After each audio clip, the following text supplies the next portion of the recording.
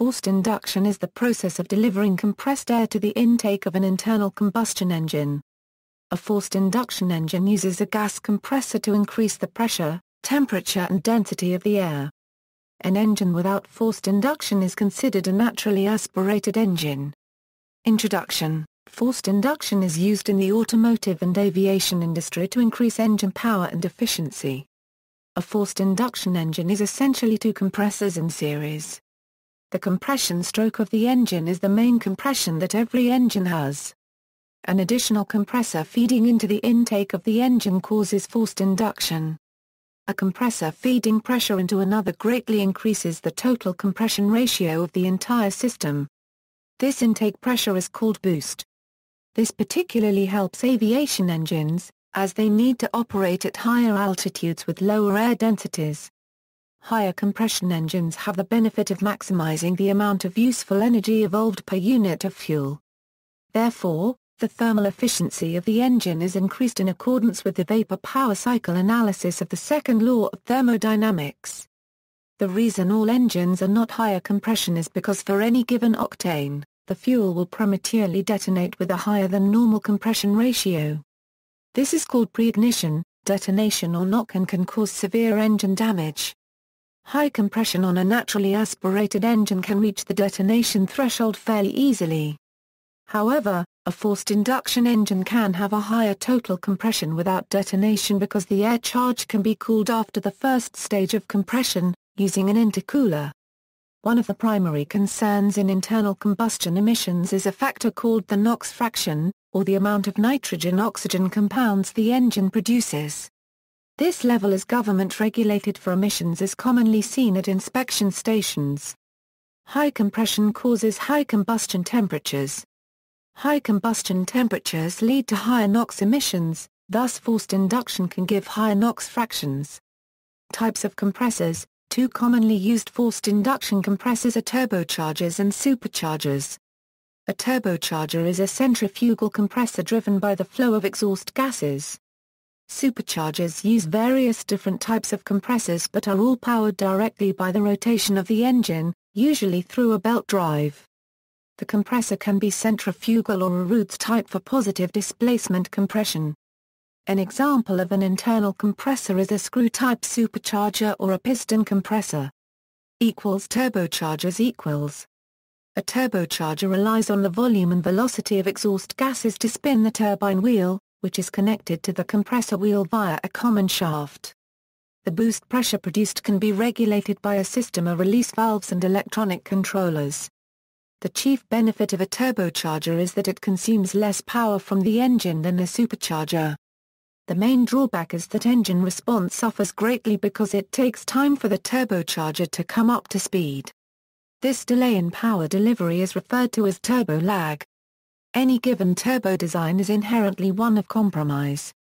A smaller turbo will spool quickly and deliver full boost pressure at low engine speeds, but boost pressure will suffer at high engine RPM.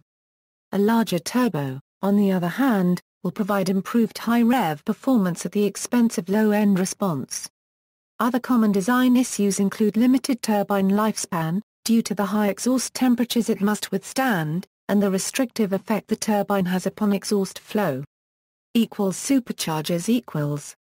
Superchargers have almost no lag time to build pressure because the compressor is always spinning proportionally to the engine speed. They are not as common as turbochargers because they use the torque produced from the engine to operate. This results in some loss in power and efficiency. A Roots-type supercharger uses paddles on two rotating drums to push air into the intake. Because it is a positive displacement device, this compressor has the advantage of producing the same pressure ratio at any engine speed. A screw-type supercharger is also a positive displacement device, like a Roots-type supercharger. Screw-type superchargers are more complex to manufacture than Roots-type superchargers, but are more efficient to operate, producing cooler air output. A centrifugal-type supercharger is not a positive displacement device and will usually have better thermal efficiency than a Roots-type supercharger. Centrifugal superchargers are also more compact and easier to use with an intercooler. Intercooling. An unavoidable side effect of forced induction is that compressing air raises its temperature. As a result, the charge density is reduced and the cylinders receive less air than the Systema Euro 1 registered trademark S boost pressure prescribes. The risk of detonation, or knock, greatly increases. These drawbacks are countered by charge air cooling, which passes the air leaving the turbocharger or supercharger through a heat exchanger typically called an intercooler. This is done by cooling the charge air with an ambient flow of either air or liquid. The charge air density is increased and the temperature is reduced. In this way, an intercooler can greatly increase the ability to run higher absolute compression ratios and take full advantage of using compressors in series. The only drawbacks of intercooling are the intercooler's size, and the associated plumbing and piping. Water injection. Water injection is another effective means of cooling the charge air to prevent detonation. Methanol is mixed with the water to prevent freezing and to act as a slower burning fuel. Water injection, unlike nitrous oxide or forced induction, doesn't add much power to the engine by itself, but allows more power to be safely added. It works by being sprayed into the compressed air charge. The water absorbs heat as it evaporates to cool the charge and lower combustion temperatures. The alcohol is also a fuel in the charge which burns slower and cooler than gasoline. Due to the lower intake temperatures and denser air charge, more boost pressure and timing advance can be safely added without using higher octane fuel. It is most often used in racing applications, however it was also shown to be practical for extended use. Diesel engines. Diesel engines do not have pre-ignition problems because fuel is injected at the end of the compression stroke, therefore higher compression is used. Most modern diesel engines use a turbocharger. This is because the exhaust from a diesel is exceptionally strong, making it excellent for powering a turbo. The range of engine speed is narrower, allowing for a single turbo to fully power the entire engine range. Turbochargers can also achieve higher boost pressure than superchargers, which is necessary for most diesels. Design considerations. The design of gasoline engines and the compression ratio impact the maximum possible boost.